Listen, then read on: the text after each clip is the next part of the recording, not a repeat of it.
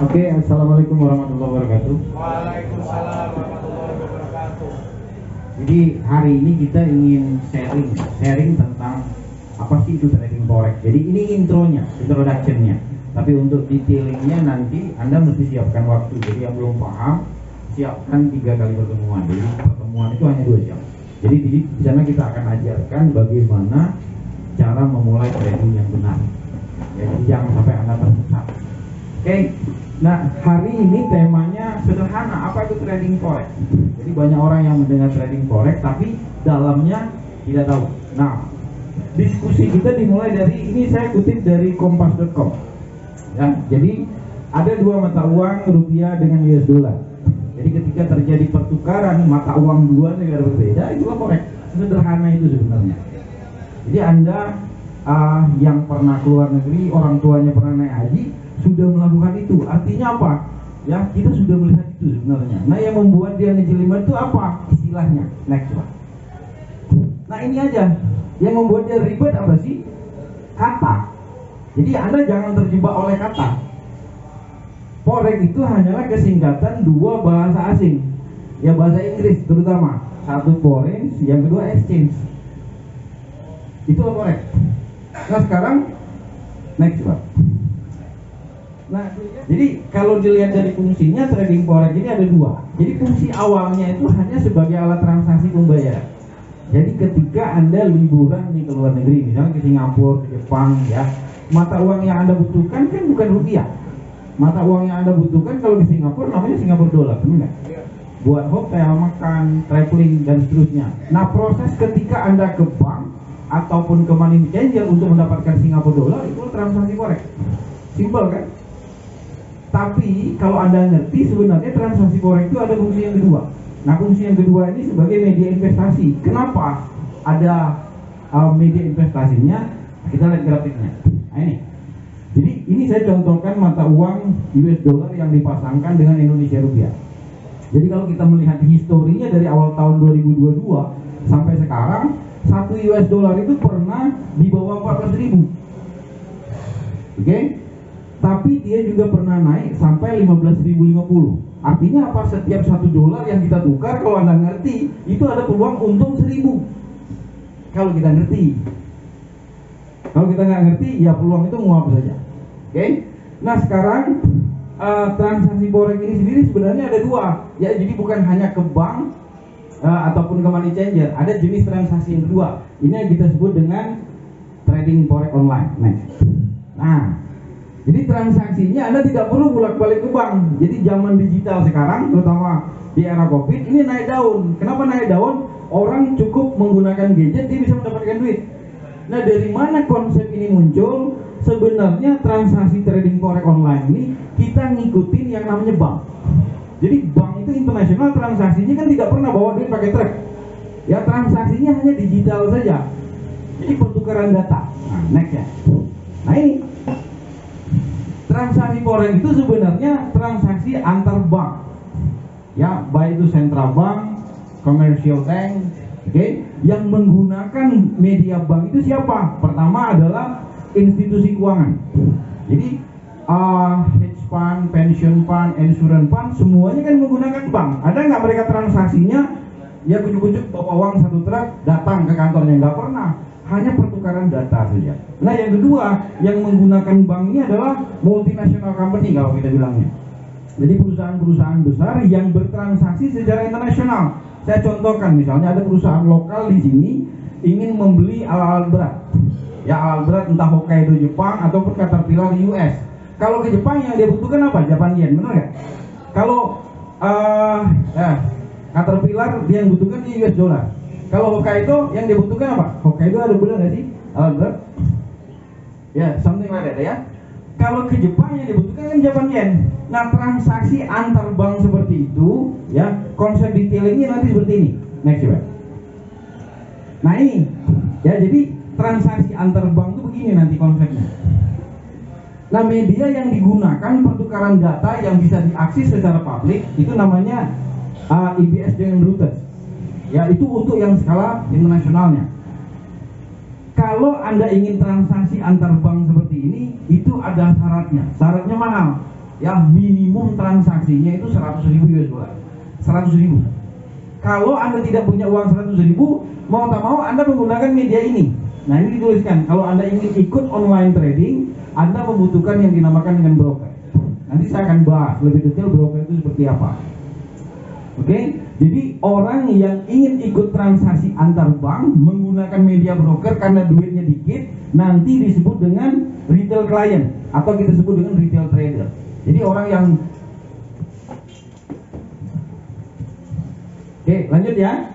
Nah, sekarang nanti saya akan tulis lebih detail, jelaskan lebih detail konsepnya nanti seperti apa. Jadi pada saat kita menggunakan media broker, nanti ada beberapa hal yang harus Anda perhatikan. Oke, nextnya.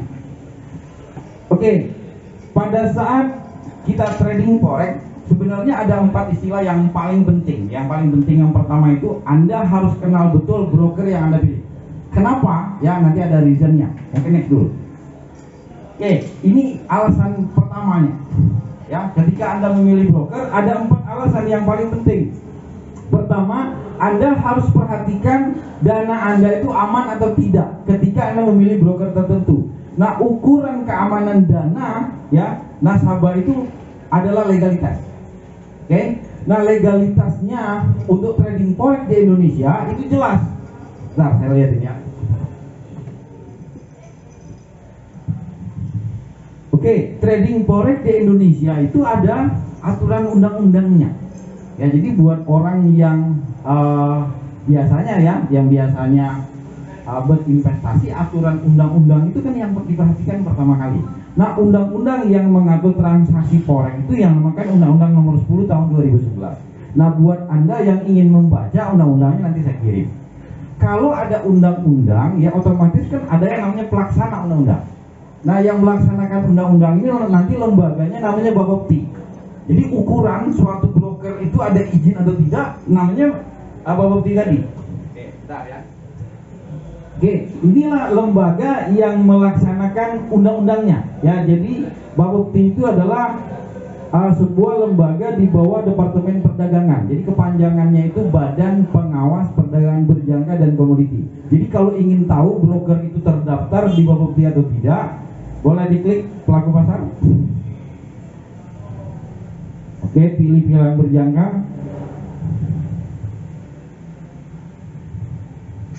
Geser ke bawah. Cari halaman 6. Ya, ini halaman. Oke, geser lagi ke atas. Halaman 7 coba, halaman 7.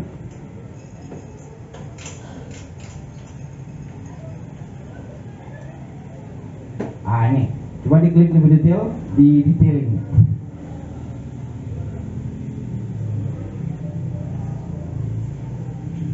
Nah, ini salah satu broker yang kebetulan yang mengadakan event ini. Ya, namanya PT Trijaya Pratama Future. Jadi PT Trijaya ini adalah sebuah broker yang izin resminya sudah ada dari tahun 2004. Ya, jadi kalau Anda berbicara tentang keamanan dana Anda aman. Karena apa? Karena ada legal standingnya jelas. Itu yang pertama. Bapak yang potong biar jelas ya.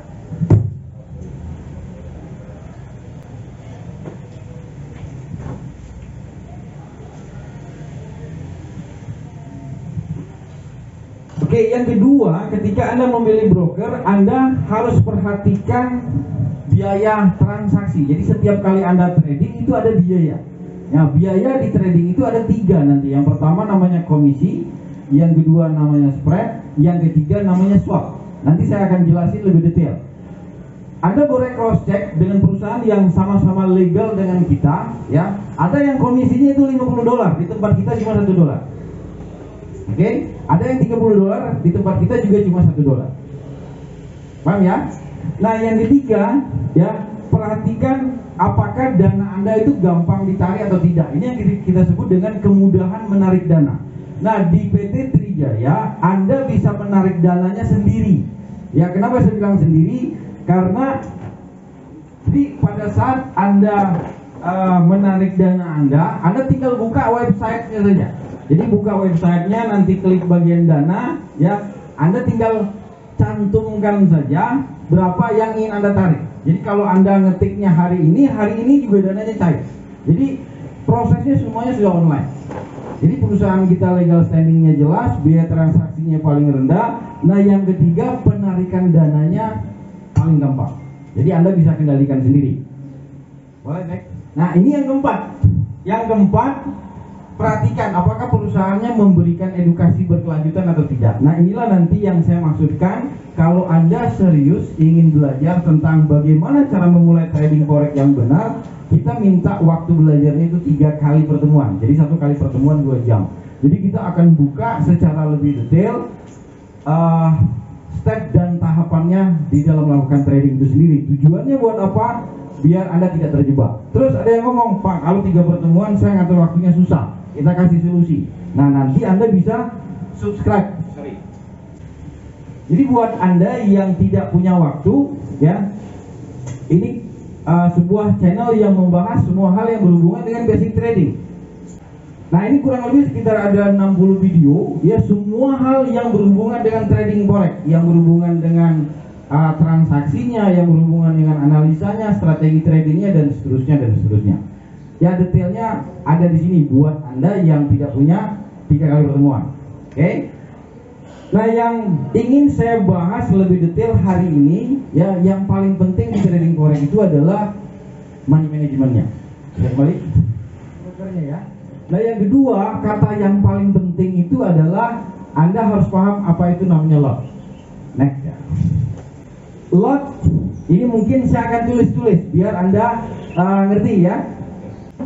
Kalau transaksi yang namanya antar perbankan di dunia itu ada minimum transaksinya. Nah minimum transaksinya nanti itu kita sebut dengan letter of transaction. Letter of transaction, minimum transaksi antar bank. Nah minimum transaksi antar bank ini uangnya itu adalah 100.000 US dollar. 100.000. Artinya apa? Kalau Anda ingin ikut transaksi di exchange seperti ini, Anda harus siapkan uang 100.000. Kalau Anda tidak punya uang 100.000, ya gimana solusinya? Anda membutuhkan yang dinamakan dengan broker. Oke? Nah, broker inilah nanti yang memberi Anda pinjaman. Ya, kalau bahasa kita disebut dengan leverage. Nah, pinjaman itu biasanya diberikan 1/400. Nah, itu ya. Maksudnya 1/400 itu apa sih?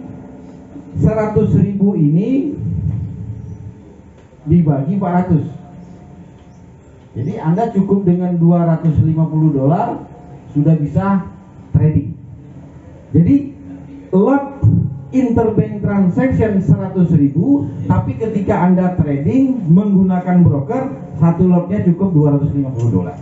Nah, kalau di Trijaya 1 dolarnya itu cukup 10.000. Dibuat fixed rate kalau kita bilangnya, ya. Jadi modal yang Anda butuhkan itu cukup 2.500.000. Anda sudah bisa trading. Sampai sejauh ini bisa dipahami, ya. So kalau begitu, apa itu letter of transaction? Letter of transaction itu adalah syarat minimal kalau Anda ingin transaksi di forex trading. Clear, ya? Nah, istilah penting yang ketiga yang mesti Anda pahami itu yang dinamakan dengan PIP.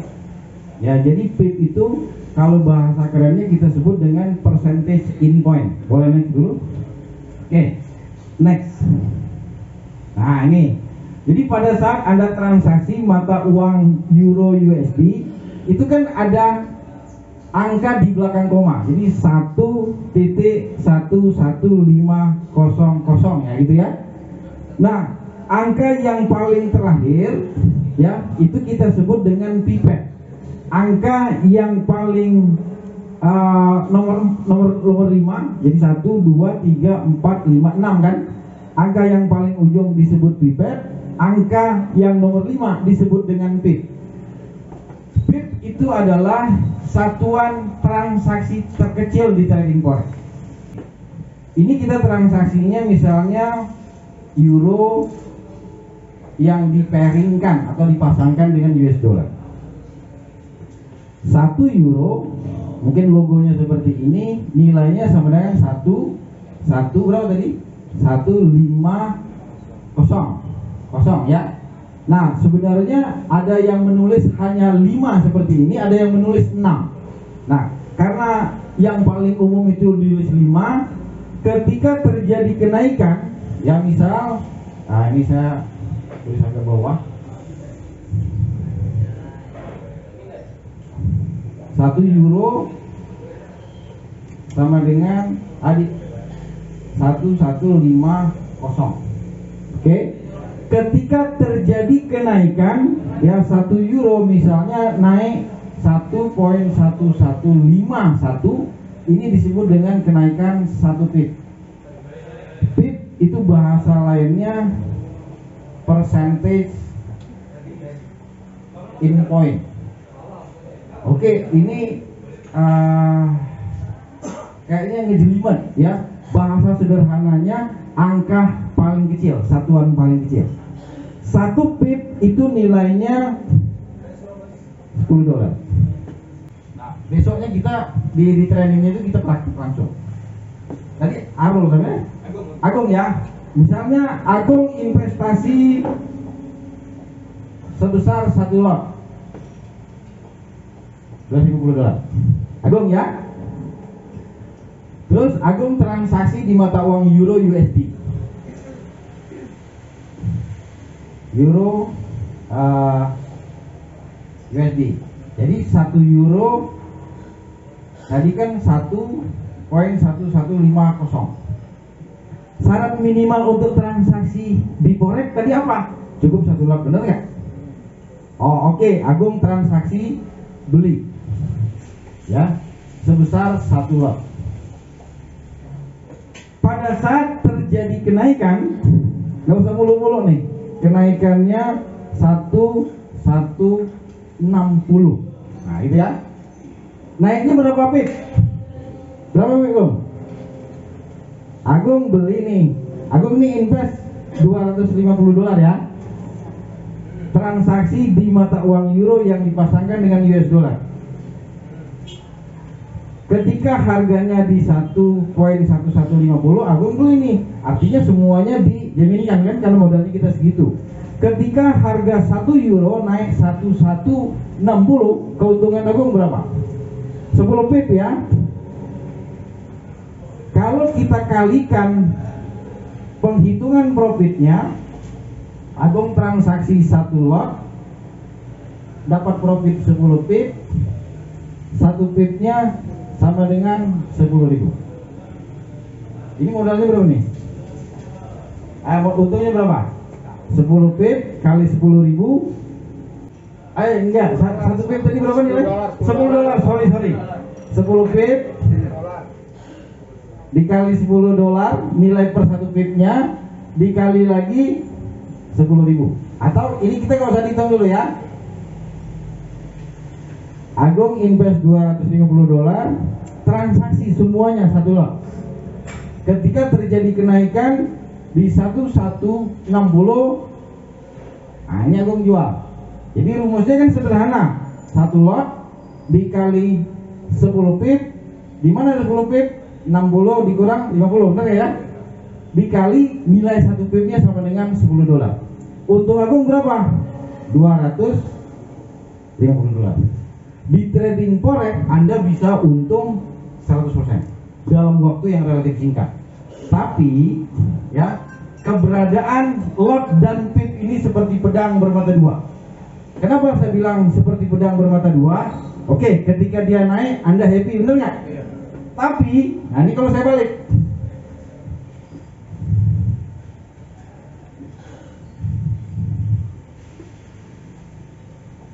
€1 ketika 1150, Agung beli 1 lot.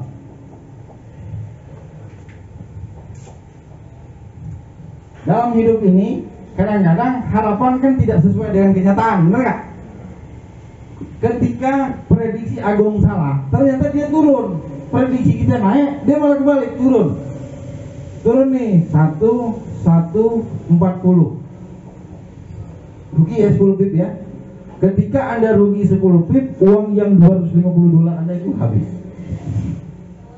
Jadi Anda kalau pernah dengar orang kaya dari forex dalam sehari ada. Terus kalau Anda dengar dalam sehari habis 10 juta ada juga.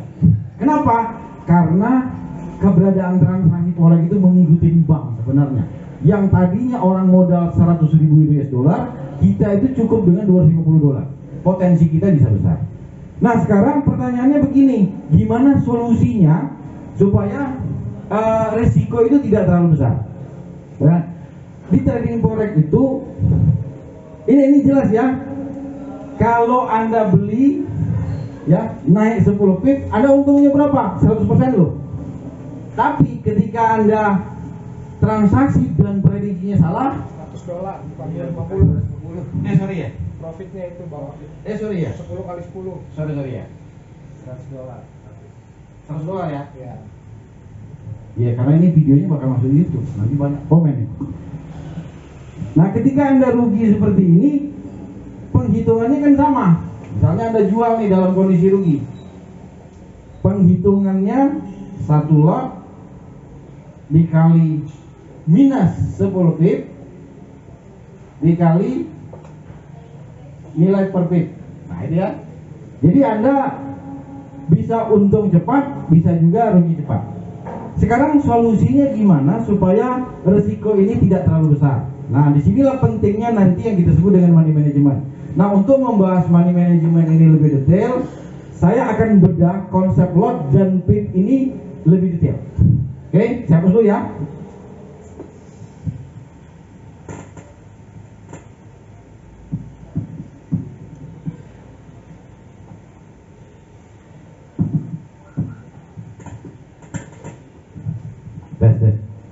Oke, konsep lot itu ada 2. Sebenarnya ada 3, tapi di PT Trijaya sekarang baru ada 2.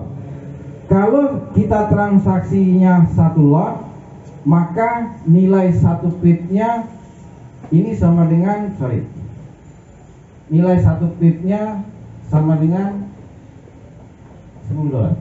Saya ulangi sekali lagi, misalnya kita transaksi beli 1 lot, pergerakan 1 angka digit terakhirnya itu sama dengan $10. Tapi Anda juga bisa transaksi 0,1 lot. Nah ini nilai 1 pipnya 1/10-nya sama dengan $1. Bisa dicerna ya?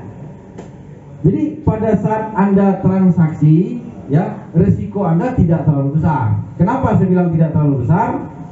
Saya contohkan tadi, ketika Anda transaksi di 1150, oke, Anda beli, kalau 1 lot untungnya bisa $100, tapi resikonya juga $100, kan berbanding lurus. Nah sekarang mulailah transaksi dari yang kecil dulu. Ini kita sebut dengan mini lot. Oke, jadi kalau terjadi penurunan 10 poin, resiko Anda cuma berapa? Cuma $10. Oke, nah ada cara kedua untuk membatasi risiko Anda. Jadi risiko itu bisa Anda batasi dengan yang dinamakan manajemen risiko. Namanya stop loss. Jadi misalnya Anda beli di stop.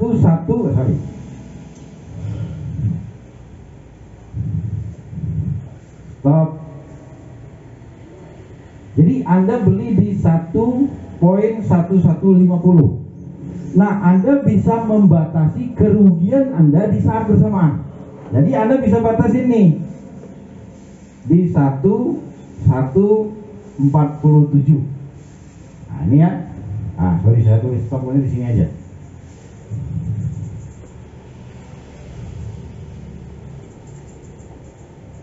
Kalau dia terjadi penurunan 10 pip, seharusnya Anda ruginya berapa? 10 pip tadi kan kalau reguler 1 juta ya, alias $100. Kalau mini lot seharusnya Anda ruginya berapa? $10 ya. Tapi karena Anda sudah batasi kerugiannya, di sini Anda ruginya hanya $3 saja.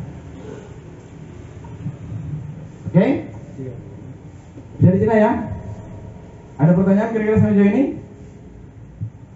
Oke, ini yang pengen saya perlihatkan ketika kita menganalisa fluktuasi mata uang suatu negara. Jadi ini kan saya ilustrasikan Indonesia rupiah dengan US dollar. Jadi 1 US dollar sempat 15.000, sempat juga 14.000.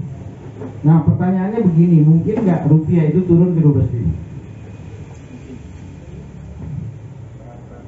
Berat ya, karena kalau rupiah sampai menguat 12.000, GDP kita itu sudah 7%. Mungkin nggak rupiah ke 17.000, mungkin saja. Tapi itu catatannya kalau ada krisis seperti 98. So kalau begitu fluktuasi mata uang itu kan tidak terlalu besar, hanya 1.000 rupiah saja. Jadi kalau harganya sudah mendekati 14.000, ya rata-rata orang beli. Tapi kalau harganya sudah mendekati 15.000, rata-rata orang jual. Nah sekarang ada orang yang transaksinya tidak menggunakan stop loss, tapi dia transaksinya menggunakan ketahanan dana namanya. Maksudnya ketahanan dana begini. Oke, diminimalisir. Oke, ini saya ilustrasikan mata uang US dollar yang dipasangkan dengan Indonesia rupiah. Jadi range-nya itu kan kalau nggak 14.000, tertingginya kan 15.000. Nah, ketika harga misalnya 14.300. Oke, kalaupun turun kan mentok-mentoknya di harga 14.000, benar nggak? Artinya kalaupun terjadi penurunan, paling penurunnya 300 pip ya. Jadi kalau orang ngerti hitungan ini ya, dia tinggal kalikan saja. Jadi 300 pip dikalikan 1 pipnya $10. 1 pip $10 tadi ya. Jadi dia siapkan saja modalnya kurang lebih sekitar $3.000. Jadi kalau orang yang transaksi seperti ini ya, dia transaksi beli sudah itu dia biarin. Tidak perlu menggunakan stop loss. Nah, rata-rata ya pemain besar banyak yang transaksinya seperti ini. Jadi ada orang yang transaksi yang menggunakan stop loss untuk membatasi risiko, ada juga orang yang transaksinya dengan menggunakan ketahanan modal. Ada ya? Nah sekarang saya ingin berbicara tentang money management. Kembali ke money management. Jadi money management itu apa sih? Jadi money management itu ya bagaimana cara kita mengelola dana investasi kita ketika kita trading. Nah yang harus Anda perhatikan itu ada 4 ya di money management. Yang pertama itu yang disebut dengan initial margin dan margin net. Jadi initial margin itu adalah investasi Anda di awal. Yang kedua, margin net itu dana yang bisa Anda tambahkan ketika dana Anda mengalami kerugian. Oke, ini saya contohkan. Ada 2 orang yang trading forex, 2 orang ya dalam waktu bersamaan. Yang modal awalnya sama-sama $1.000. Nah modal awal inilah nanti yang kita sebut dengan initial margin. Jadi investasi dia yang pertama. Anggaplah orang pertama Pak Agung ya kan? Mas tadi siapa namanya? Mas Erdi. Nah yang kedua ini adalah Mas Erdi. Kalau Mas Agung dia hanya memiliki dana $1.000 saja. Dalam artian ini kalau kita kalikan 10.000 kan hanya 10 juta. Jadi dana dia tidak ada yang lain selain 10 juta ini.